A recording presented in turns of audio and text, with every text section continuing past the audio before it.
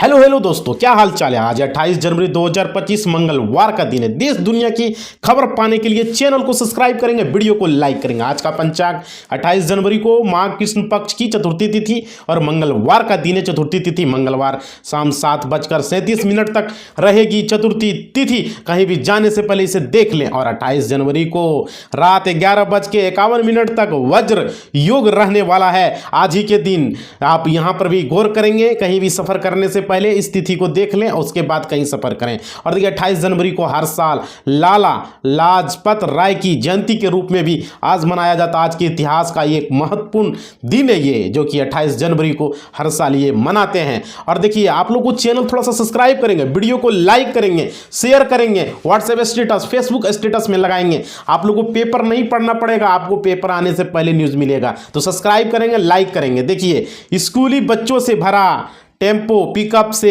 टकराया, 11 छात्र घायल हो गए। यहाँ पे खबरें आ रही है, बहुत ही बड़ी खबरें आप लोग के मोबाइल स्क्रीन पर देख पा रहे हैं। स्कूली बच्चों का यहाँ पर झारखंड में गणतंत्र दिवस मनाकर घर लौट रहे स्कूली बच्चों के भरा टेम्पो हादसे का शिकार हो गया। जबरदस्त टक्कर में ड्राइवर सहित 12 बच्चे घायल हो गए।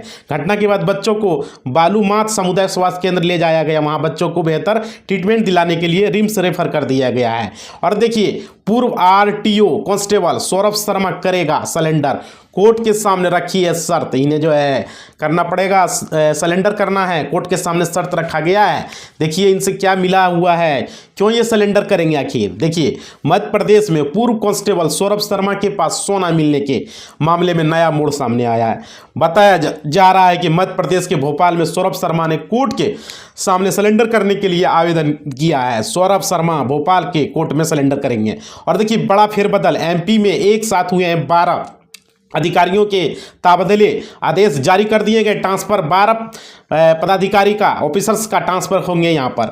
और देखिए यहाँ पर मध्य प्रदेश में तहसीलदार, नायब तहसीलदार, प्रभारी तहसीलदार समेत 12 अधिकारियों को इधर से उधर किया गया है। तबादले और नियुक्ति का आदेश जारी हो चुका। आइए जाने किस की जिम्मेदारी यहाँ पर इनको सौंपी गई है। ये जिम्मेदारी इनको दिया गया, इन लोगों को ट्रांसफर किया जा रहा है एक जगह से दूसरे जगह पर। और देखिए अमित शाह ने संगम में जो है लगाई है डुबकी। सीएम योगी ने भी किया है स्नान। भाई अगर आप भी यहाँ महाकुंभ में जाके कर सकते हैं, यहाँ पे डुबकी लगा सकते हैं। यहाँ पे सारे बड़े बड़े सेलिब्रिटीज, नेता, लीडर्स यहाँ लगा रहे हैं डुबकी। महाकुंभ का आज 15वां दिन है। देश और दुनिया की से भर से हर लाखों रोज महाकुंभ में स्नान करने के लिए आ रहे हैं। अब तक महाकुंभ में 12 करोड़ से ज्यादा श्रद्धालु स्नान कर चुके हैं। गृह मंत्री अमित शाह प्रयागराज पहुंचकर पवित्र संगम में डुबकी लगाए हुए हैं। भाई अमित शाह भी देखिए यहाँ पे लगा रहे हैं। और देखिए 54 करोड़ की लागत से बदलेगी NH-24 की सूरत।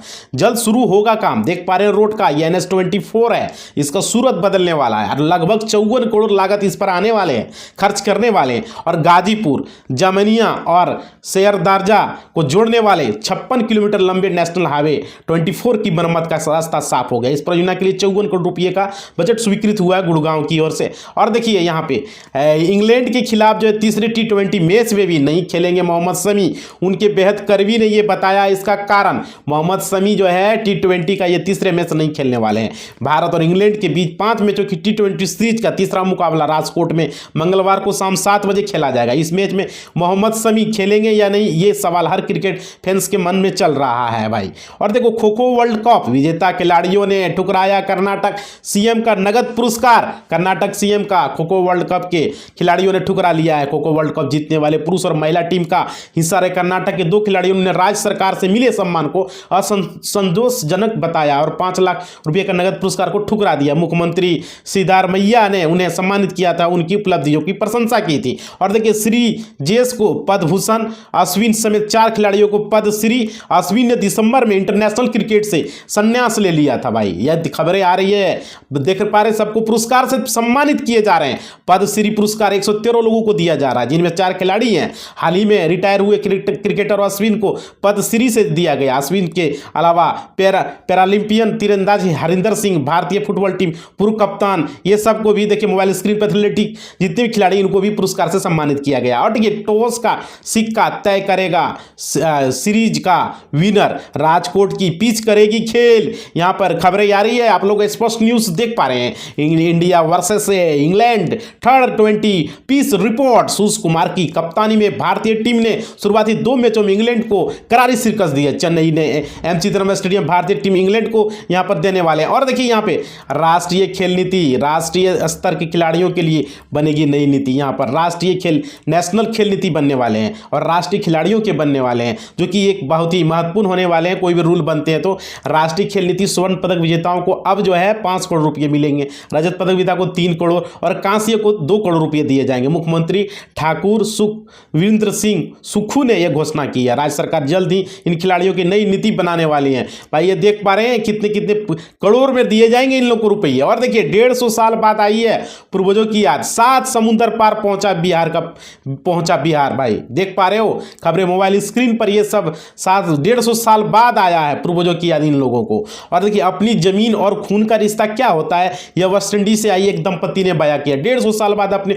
पुरखों के गांव पहुंचने पर उनकी आंखें नम थी और अपनी मिट्टी से जुड़ने का सुखद एहसास उनकी आंखों में दिखाई दे रहे थे। गांव के लोगों ने भी वेस्ट इंडीज से आए परिवार को जमकर स्वागत किया है इन लोगों का। भाई और देखिए यहां पे एडवोकेट का पूरा परिवार एक झटके में खत्म हो चुका है। बिहार के मोतिहारी में यूपी हादसे की खबर पहुंचते ही कोहराम मच चुका है। यहां पे देख पा रहे हो ये परिवार अब जो है, ये पूरा परिवार एक झटके में खत्म हो चुका है। मोबाइल स्क्रीन पर आप देख पा रहे हैं। और देखिए आगरा लखनऊ एक्सप्रेसवे पर रविवार की रात 1 बजे महाकूप से स्नान करके लौट रहे मोतिहारी निवासी दंपति और उसके दोनों बच्चों की भयानक सड़क दुर्घटना में मृत्यु हो गई। मृतक की पहचान छितौनी थाना अंतर्गत मटिया निवासी ओम प्रकाश बियाल, उनकी पत्नी पूर्णिमा सिंह बेटी जो है यहाँ पर 12 वर्ष की है। और देखिए बिहार के आईपीएस अधिकारियों को 31 जनवरी तक करना होगा यह काम, नहीं तो रुक जाएगी सैलरी। भाई सारे आईपीएस अधिकारियों का टोटल 31 जनवरी को इन लोगों को अपना अपना काम करना पड़ेगा। बिहार के केडर के 200 से अधिक आईपीएस अधिकारियों को अपनी अचल संपत्ति का ब्यौरा 31 जनवरी तक अनिवार्य रूप से ऑनलाइन समर्पित करना होगा। इसको लेकर गृह विभाग द्वारा डीजीपी को पत्र लिखा गया है। विभाग ने बताया 22 जनवरी तक बिहार के केडर को केवल 123 अधिकारियों ने ही अभी तक अचल संपत्ति का ऑनलाइन समर्पित किया है। टोटल को करना पड़ेगा। भाई बिहार के सरकारी दफ्तरों में फटाफट होगा काम। नीतीश कुमार ने कर दिया ऐसा उपाय। देखिए नीतीश बाबू यहां पर देख चुके हैं, माननीय हमारे मुख्यमंत्री जी, इन्होंने क्या उपाय किया है जो कि फटाफट काम होने वाला है। देखिए बिहार में सरकारी कामकाज में तेजी लाने की तैयारी है। इसके लिए सरकार ने एक नया कदम उठाया, सभी दफ्तरों को पेपरलेस बनाने का फैसला। इसका मतलब है कि अब फाइलों को बोझ नहीं रहेगा, सारा काम कंप्यूटर पर होगा। न सिर्फ समय पर की बल्कि काम में पारदर्शिता भी आएगी। ये अरे नीतीश बाबू का ये कहना है। आप देखिए आगे क्या होता है। बिहार में फटाफट होगा सरकारी काम, इस तारीख से लागू होगा पेपर सिस्टम। भाई पेपर सिस्टम, पेपरलेस सिस्टम मतलब कि पेपर यहां नहीं लगेगा। समझ पा रहे हो? तो देखिए ये बहुत अच्छी पहल है। पेपर को ऐसे भी हटा देना चाहिए, लोग परेशान रहता है। बिहार की सरकारी प्रदेश के सभी समाहरणालय और अंचल कार्यालयों को चरणबद्ध तरीके से ई ऑफिस में तब्दील करने का महत्वाकांक्षी निर्णय लिया गया। इस पहल को उद्देश्य प्रशासन में किए जा रहे कार्यों में तेजी लाना, दक्षता में वृद्धि करना। 1 फरवरी से सभी कार्यालयों में ई ऑफिस की व्यवस्था शुरू की जाएगी। इसके लिए कर्मियों को प्रशिक्षण दिया जा रहा है। 1 फरवरी से पेपरलेस शुरू हो जाएगा। भाई और देखिए एक लड़की के लिए हमास और इजराइल में तानातानी चल रहा है। भाई हमास और इजराइल में ये लड़की जो मोबाइल स्क्रीन पर आप देख रहे हैं, इसके लिए तानातानी चल रहा है दोनों के बीच, हमास और इजराइल के बीच। मोबाइल स्क्रीन पर आप देख पा रहे हो लड़की को। इजराइल और हमास के बीच संघर्ष विराम का पहला चरण जो 25 जनवरी तक शांतिपूर्ण तरीके से आगे बढ़ रहा था, लेकिन फिलहाल इसमें एक बाधा आ गई। एक लड़की के कारण स्थिति थोड़ी बदल गई है। इस लड़की का नाम है अरवेल एहूद है। यह लड़की जो मोबाइल स्क्रीन पर आपने देखा था, इसका नाम अरवेल एहूद है। भाई और देखिए लेबनान से इजरायली सैनिकों की वापसी 18 फरवरी तक बढ़ी है। 25 जनवरी तक डेडलाइन थी। साउथ लेबनान में इजराइल की गोलीबारी से 22 लोगों की यहां पर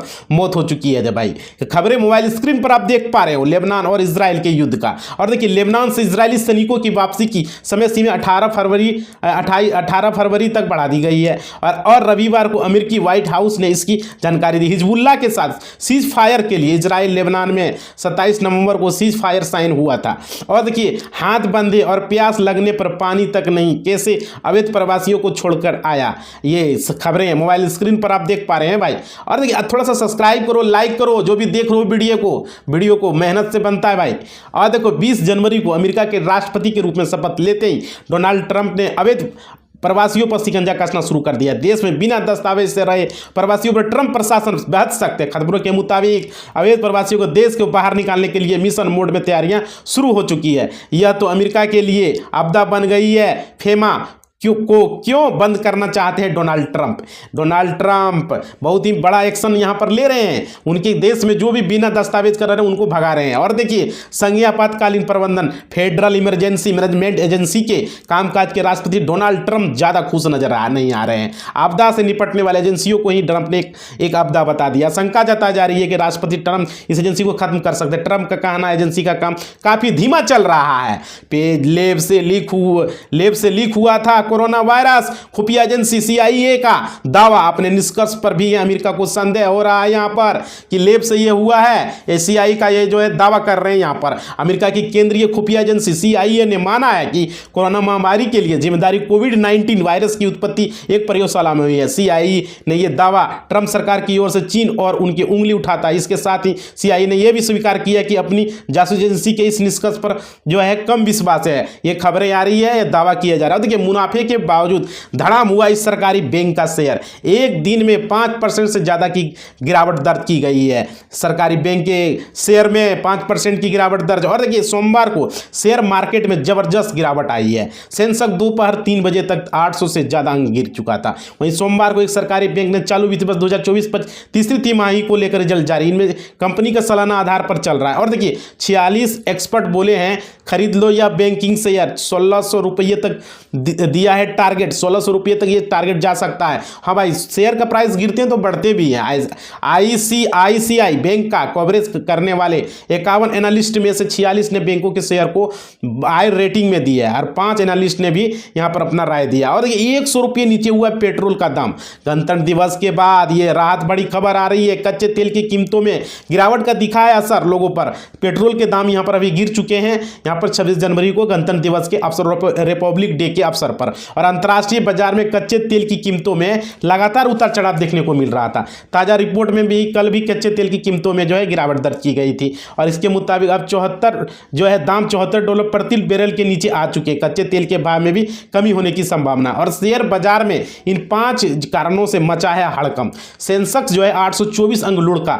निफ्टी जो है 22,000 के नीचे बंद हुआ है। यहां पर देख पा रहे हैं शेयर बाजार में सोमवार को 27 जनवरी फिर भी भारी गिरावट देखने को मिल रहा है। सेंसेक्स शुरुआती कारोबार में 842 पॉइंट पर टूटकर 75,348 रुपये तक आ गया था। वहीं निफ्टी करीब 265 अंकों का लगातार गोता लगाकर 22।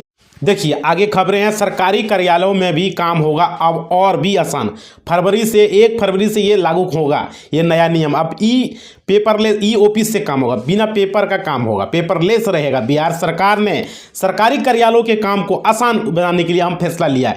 फाइलों के निपटारे और पारदर्शिता को बढ़ाने के लिए सभी सरकारी कार्यालयों में अब प्रदेश सरकार की ओर से पेपरलेस व्यवस्था लागू करने का निर्णय ले लिया गया है और सारे बिहार में यह होगा। देखिए, बिहार में DLED प्रवेश परीक्षा के फॉर्म भरने की आज आखिरी तिथि है। फटाफट करें, जो भी टीचर बनना चाह रहे हैं वो DLED का फॉर्म भर दें। आज लास्ट डेट है। अब देखिए, मोबाइल स्क्रीन पर आप देख सकते हैं क्या है नहीं। बिहार बोर्ड ने बिहार DLED 2025 की रजिस्ट्रेशन प्रक्रिया शुरू कर दी। इसके लिए 12वीं में कम से कम 50% का अंक आपको होना चाहिए, तभी ये फॉर्म आप भर पाओगे। और देखो, नीतीश सरकार का मास्टर प्लान है। बिहार में पुल का नहीं हिलेगा चूल, ये खबरें आ रही है। अब देखिए, नीतीश सरकार ऐसा क्या कर रहा है। अब तो बिहार में यहाँ दिनों दिन सुनने को मिलता है कि एक न एक पुल गिर रहा है, कोई न पुल धंस रहा है। अब देखिए, ये क्या है, राज्य के सभी पुलों का हेल्थ कार्ड तैयार किया जा रहा है। इसके लिए जरिए पुलों की स्थिति का आकलन का प्रबंधन मेंटेनेंस 2 चरणों में किया जाएगा। पुलों की वास्तविक स्थिति का पता लगाने के लिए आर्टिफिशियल इंटेलिजेंस यानी AI मशीन लर्निंग सिस्टम लागू किया जा रहा है। और देखिए, ये तो भाई कंप्यूटर ऑटोमेटिक हो रहा है। बिहार के 1300 थानों के इन थानों का होगा चुनाव। फिर जैसे लोगों पर बड़ी कार्रवाई की तैयारी, यहां पर खबरें आ रही है बिहार से। देखिए, बिहार में बढ़ते जमीन विवाद और माफियों को प्रभाव को रोकने के लिए राज्य पुलिस एक विशेष टास्क फोर्स का गठन करने जा रही है। अब पहली बार बिहार पुलिस द्वारा या इस प्रकार की समस्या का समाधान के लिए किया जा रहा है ताकि किसी को भी कोई परेशानी उठाना न पड़े। पुणे में GPS से 2 मौत, मरीजों की संख्या बढ़कर हुई 101। अजीत पवार ने भी किया है फ्री इलाज का ऐलान। यहाँ पर खबरें आ रही है। और देखिए, महाराष्ट्र के पुणे में गुलियन बेरे सिंड्रोम जीपीएस बीमारी से हाहाकार मच गया जीबीएस का। अब एक चार्टर अकाउंटेंट को भी मौत हो गई है, कुछ दिन पहले वह सोलापुर जिले में था। और देखिए आगे, तो देखिए बीजेपी को वोट दो, अरविंद केजरीवाल ने दिल्ली की जनता से ये आखिर क्या बोल दिया। केजरीवाल तो जाओ बीजेपी को वोट दो, केजरीवाल ने इस तरह की बातें बोल रहे हैं। दिल्ली में आगामी विधानसभा चुनाव के लिए प्रचार जोर शोर से जारी है। आम आदमी पार्टी के मुखिया और दिल्ली के पूर्व मुख्यमंत्री केजरीवाल ने कहा, दिल्ली को गरीब जनता का जो है हम सेवा कर रहे हैं। और देखिए करोड़पति बन गई मोनालिसा, 10 दिन में कमाए हैं 10 करोड़ रुपया।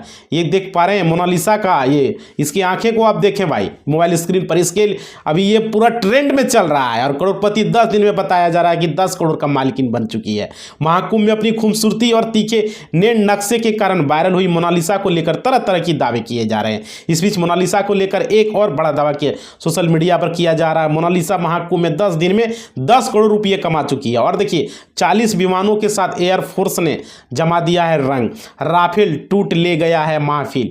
आगे देखिए खबरें आ रही है आप 40 राफेल का। और देखिए 76वें गणतंत्र दिवस पर दिल्ली के कर्तव्य पथ पर एयरफोर्स ने रंग जमा दिया। भारतीय वायु सेना ने कुल 40 एयरक्राफ्ट और हेलीकॉप्टर के साथ साथ अलग अलग जो है फॉर्मेशन को दर्शकों को रोमांचित किया है। विमानों ने ध्वज, अजय, सतलज, ये सब चीजें। और देखिए अवैध प्रवासियों को ढूंढने गुरुद्वारा में घुस रही है अमेरिकी पुलिस और भड़के हैं सिख संगठन के लोग। सिख संगठन के लोग अवैध प्रवासियों को ढूंढ रहे हैं अमेरिका के पुलिस अधिकारी। और देखिए अमेरिका में गृह मंत्रालय के सुरक्षा अधिकारी अवैध प्रवासियों की जांच में लगे हुए हैं। इसी कड़ी में उन्होंने न्यूयॉर्क और न्यू जर्सी के गुरुद्वारों को दौरा किया, जिस पर कुछ सिख संगठन ने कड़ी प्रतिक्रिया दी। सिख संगठन ने इस तरह की कार्रवाई को बहुत ही खतरनाक बताया। अब देखिए अब एक देश एक समय होगा लागू, नियम तोड़ने पर लगेगा जुर्माना। देखिए मोबाइल स्क्रीन पर आप देख पा रहे हैं, अब यहाँ एक देश एक समय होगा। यहाँ देश में अब सभी को भारतीय मानक समय को अपनाना होगा। एक देश एक कर व्यवस्था जीएसटी लागू करने और एक देश एक चुनाव के लिए